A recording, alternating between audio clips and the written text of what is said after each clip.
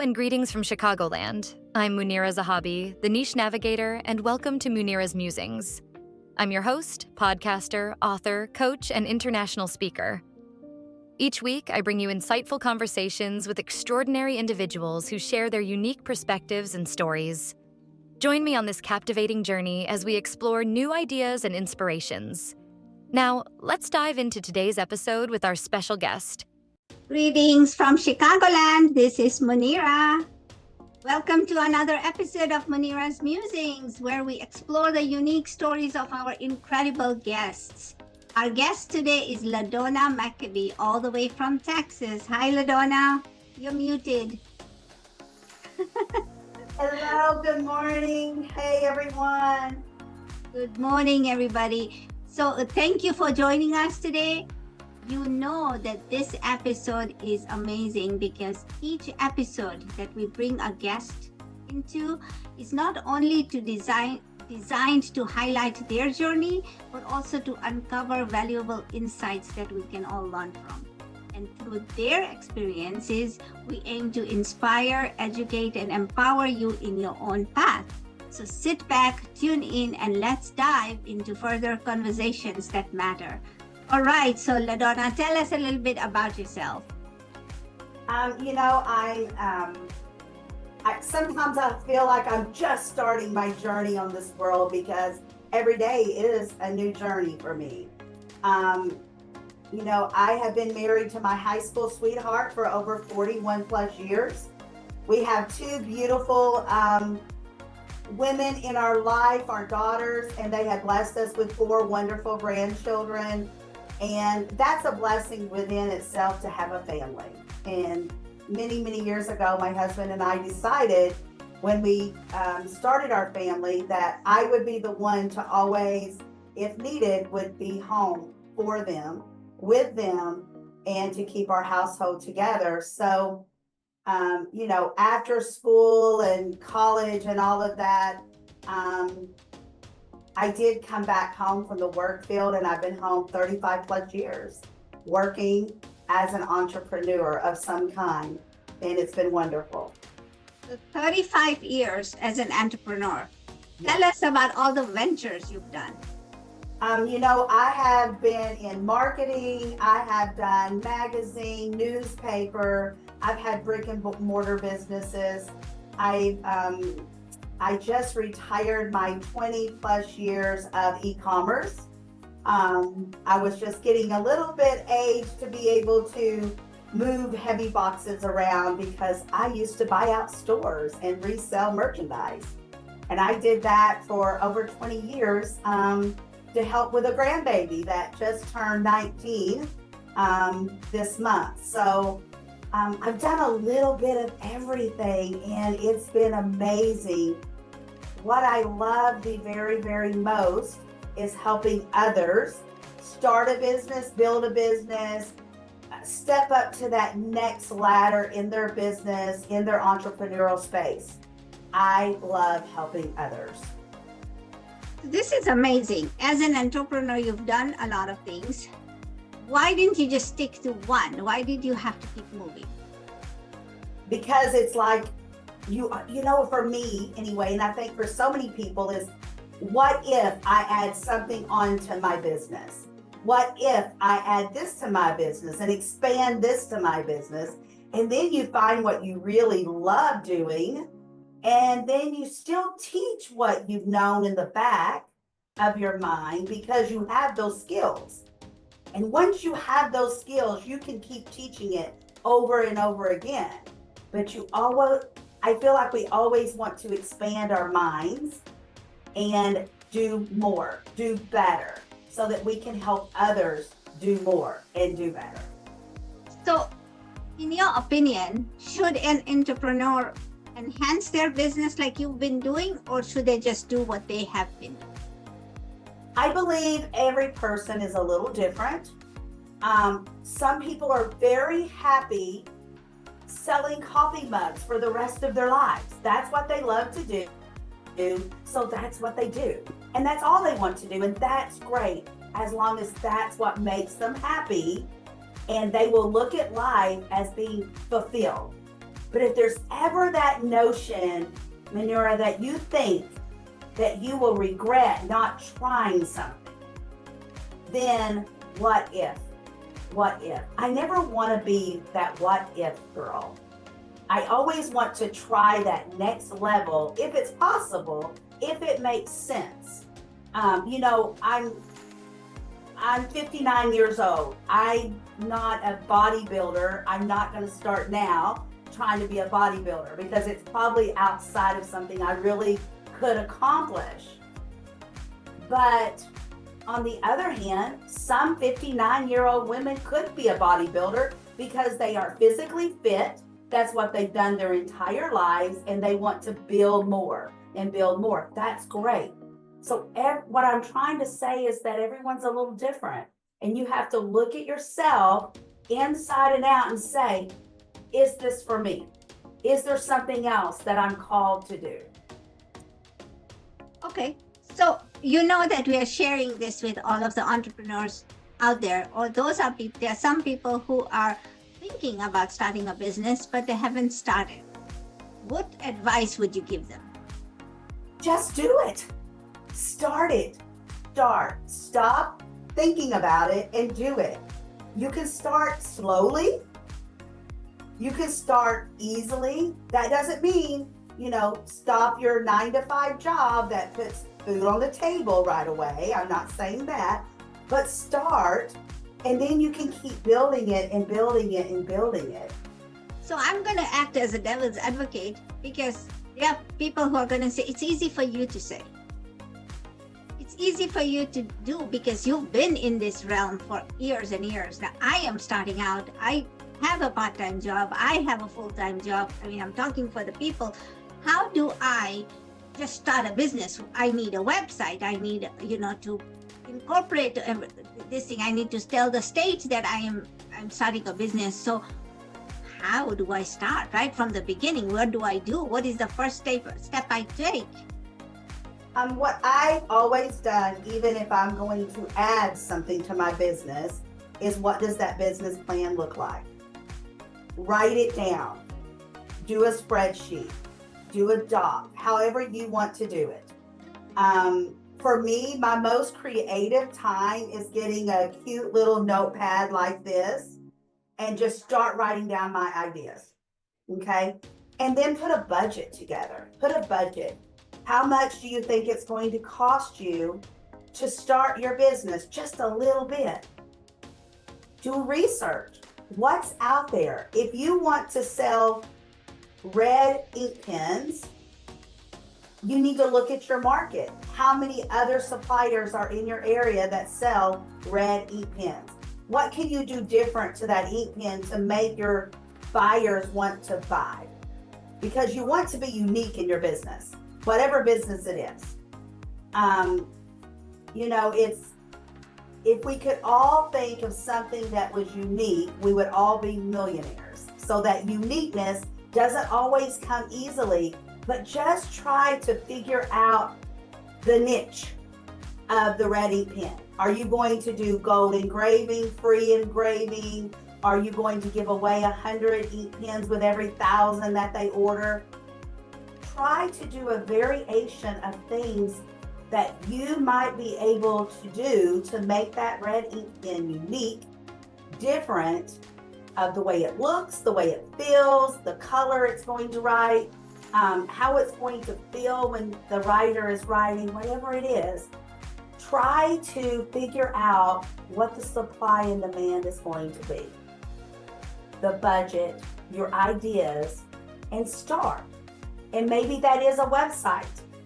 I remember 20 years ago when my 18-year-old daughter came home and said, "Mom, I don't know what we're going to do. I'm pregnant." Well, I sold my restaurant. I stopped teaching school. I came back home.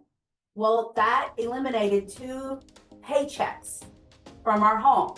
Now we have my husband working, her dad. But we knew that I needed to come back home to keep her in college, to keep her able to do what she needed to do to have this baby. And I remember, what am I going to do to help the family make money? And I started selling things out of the house that we haven't opened in, 10 years that we just keep packed up in boxes.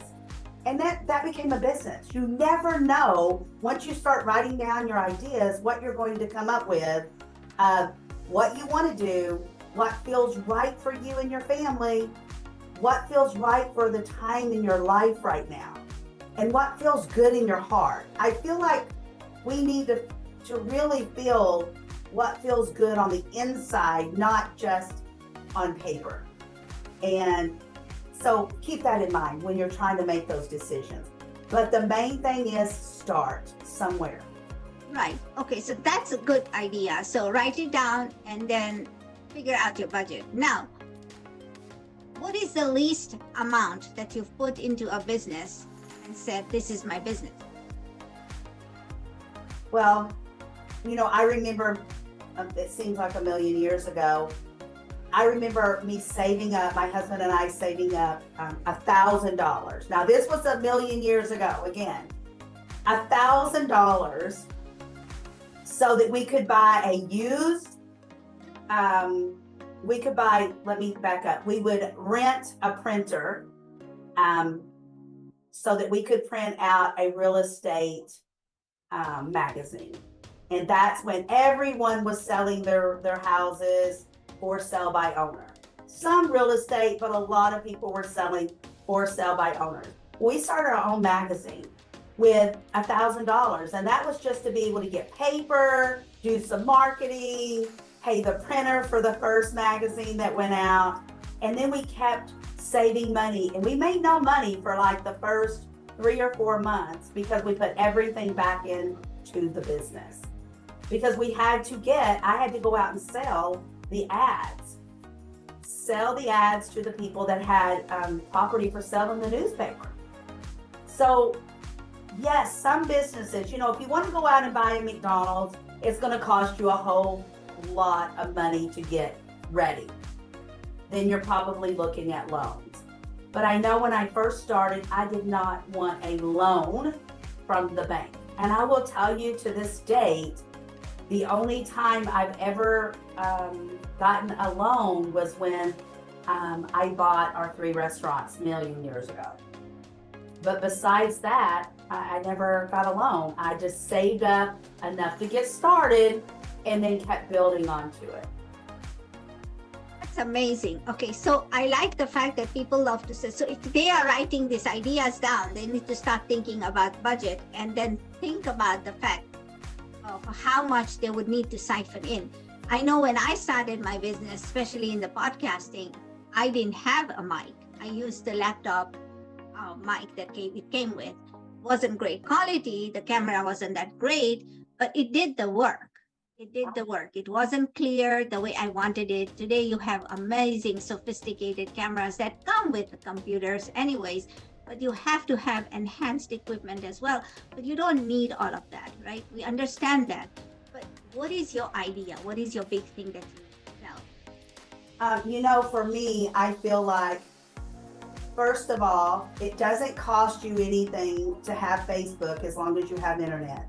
LinkedIn, Alignable, all of that is a main source. As long as you have a tablet, a laptop, a computer of some kind, you can even use your phone if you have a good quality phone and start your business there. And that's literally free as long as you pay your internet bill, right? So start there. And I remember starting my e-commerce business 20 years ago there. And I remember when I went over and I decided, you know what? I'm just going to expand my business and start helping others build their websites, do their virtual assistants, do training them of how to connect with others, network, and collaborate. But for a very long time, I did not have an external camera, external lighting. I added all of that later as the budget allowed. There's, like you said, there's a lot of sophistication out there. I didn't always have a team that worked side by side with me. I did it all alone for a long time. And now I am so happy that I have a team. I have people that help me with virtual assistants, videographer, web designing, all of that. But I didn't have that when I first started. I didn't have that for the first few years. All of that came later. So just start. Right. I love this idea. So your main points here are, just get your idea on paper and start writing. So then there are things that other people are going to say, because we have a lot of naysayers and we're trying to get them on this side of entrepreneurship. We're going to say to them, and they're going to say there's a competition. If I could be selling red ink pens in your example, but there's 6 other people who are selling the ink pen. Now, what do? Do I create my own, or do I use other people's ink pens and then put my logo on it? Okay, perfect example. A logo goes a million ways. I'm telling you right now, I'm looking for someone right now to create my logo on stickers, on labels that I can put on my notebooks and my pens and bumper stickers and all kinds of things. And you would think I could find someone, right? Because there's hundreds and hundreds and thousands of people that sell that product. But guess what? None of those people are in my bubble. They're not in my circle of friends. I haven't found anyone yet. I know I can go and search for someone. But Munira, who do we want to buy from? When I buy from someone that knows me, loves me, and trusts me, that's who I want to buy from also. I'm going to buy from someone that supports me, that's in my bubble, in my circle of friends, someone I know, like, and trust. Because I want them there. If that notebook comes in and it's ripped, I want to depend on them to send me a new notebook. Right? So it doesn't always have to be completely different than everyone else's. Make it slightly different, but more than anything, your reputation. See, what you're talking about is, we learned this in business school years ago, where the manager of Nordstrom took back a set of tires from an angry customer and refunded him the money. The guy had his receipt. The funny thing about the whole incident was Nordstrom never did sell tires, right? Number one. Number two, the person had a receipt from another store, but he demanded money from Nordstrom, and the manager gave him his money back. This became a case study. So why did that even happen, right? And so the idea was that if you're in business, you have to stand out. And so this manager stood out. And when he stood out, he gave the money to the person. And then he said, I gave you your money back, but I just want you to note that these tires were not bought from Nordstrom. This receipt tells you where it was bought, where you purchased the tires. So you should have gone and taken this. You created a havoc here. And just because I wanted peace in my store and didn't want all my customers to get upset, I have refunded you the money. One, it became a case study. The second, the young man, whoever it was, he wrote a letter to Nordstrom saying that this manager should be. So he became a big case study. So the idea is that you also stand out in business that way. So how do you take care of your business? And how do you take care of your clients is also a unique way of standing out, right? That's what you're saying? That is the very best way. That is the best way. If I'm going back, I'm thinking of 2 incidents of one of my customers said that I created this apron for her. And when I had my e-commerce store, and I created it, manufactured it, the whole thing. And it went to a large office building. And I put the floor number, the suite number, everything, shipped it off, and she said she never received it. Now, even though it had a signature line, it was signed by someone in the office building, everything, she called and she was complaining about it. Well, I wasn't going to argue with her. I let her know that someone in her building signed for it, and she called me back and said she could not find it. So guess what? I went ahead and I refunded her money back. Well, 3 or 4 weeks later, she called me back and she said, "Oh my goodness, I finally found it. It went to the wrong office and to the building next door, and they finally went through their mail and found it. Do you want me to send it back?" And I told her, "No, you keep it. I'm happy. You're happy." You know, do you know that it was like 6 months later, and it was before Thanksgiving, and she purchased a dozen more aprons for Christmas gifts. Now, that's a prime example of, because I did what I thought was best for my business to keep her happy and for her to tell 10 other, unhappy customers will tell at least 10 people that they are unhappy, right? We know that. Yeah. They're only going to tell one person they're happy though, if even that, most of the time. Right. So it's all about putting yourself in their shoes and making sure that you're doing what's right in your heart and your mind. And always think from your heart and mind before you open your mouth. Because that is when the issues come, is when you don't think before you talk. So I'm going to ask the viewers here, go ahead and tell us your story about how a business owner has affected you in a positive way or a negative way. We want to hear that story from you. Go ahead and put it in the notes, put it in the chat. I want to hear what they've done. Because I'll tell you one story that I wrote in my book also was when I first came to America, we were new, hours new, and the plane we were supposed to take from LA to Bakersfield had gone, and we didn't have a room or we didn't have anywhere to stay, and I had 4 little children, and they gave us vouchers to go to Burger King. We were pretty hungry, and after we situated everything, we went to Burger King and we looked at the burgers. Now, I've never ordered a burger before.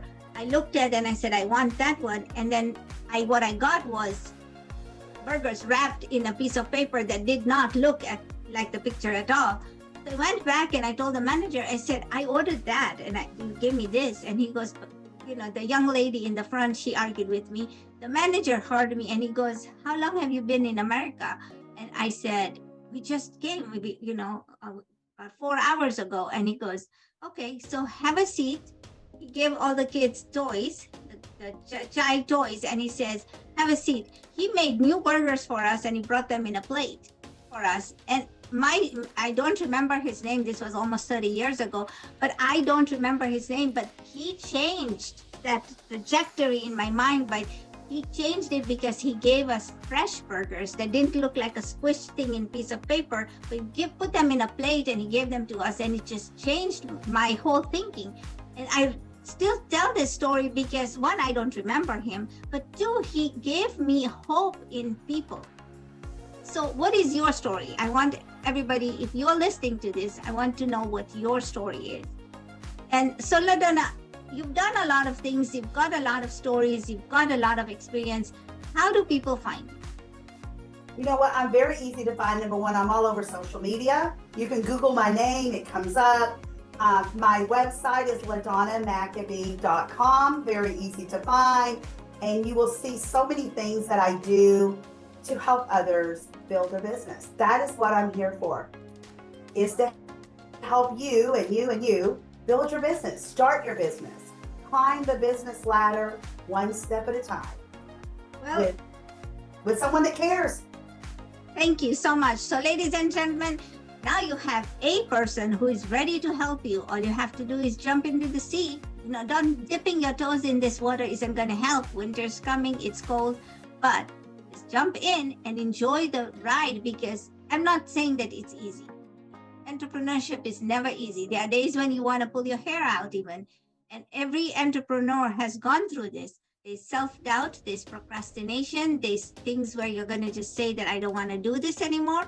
But there are days when you're going to say, I need to do this. And if your heart is telling you, if your mind is telling you, and these two are aligned, you need to jump in and start the entrepreneurship. You know where to find LaDonna, you know where to find me.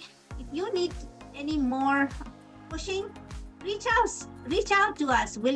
I'll do a 30-minute segment with you and see where you are. I think LaDonna is offering the same thing. Is that what you're offering? I think I put you on the spot, but that's okay. Absolutely. You're my friend. But the thing is, there are people who want to help you. They want to help you succeed. So jump in. And you know what?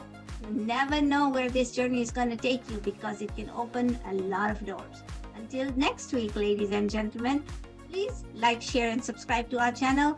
We'll see you next week with another inspiring guest. Until then, have a good week. Bye-bye. Bye-bye.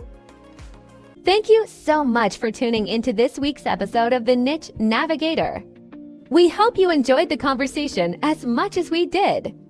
If you found value in today's episode, don't forget to hit that subscribe button and leave us a review. Your support really helps us keep bringing you amazing content. For more updates and behind-the-scenes glimpses, make sure to follow us on Instagram, Facebook, and all our other social platforms. The links are in the description below. We'd love to hear your thoughts and connect with you there. Thanks again for listening, and we'll catch you next week.